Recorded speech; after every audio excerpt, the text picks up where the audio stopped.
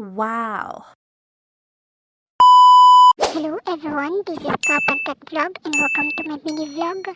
And for today's video mga kapantat, isamahan niyo po kami magbenta ng ating huling isda. Kung bago ka pa lang po sa aking video, please don't forget to like, share, and follow for more. Thank you! So ayun nga guys, ay nadala na natin yung isda natin para ibenta, no?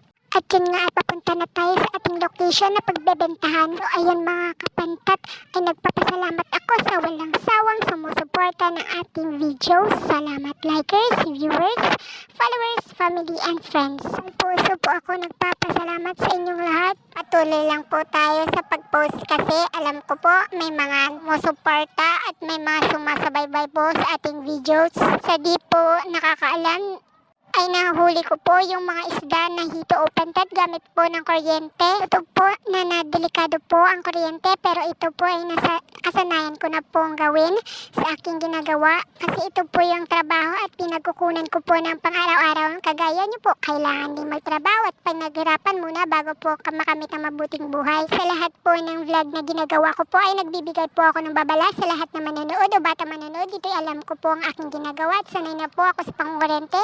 Huwag niyo po itong gagayahin sa bahay o saan man po at ginagawa lang po ito ng professional o may alam lamang. Salamat. At yun na nga, dito tayo magpepresto at maghihintay tayo kung sino ang bibili. Asyan po natin ay nasa gilid ng kalsada, no? Kung gusto mo pong panood ang vlog ko, nandyan lang po sa page ko. Salamat. Hanggang dito na lang po tayo. Thank you for watching.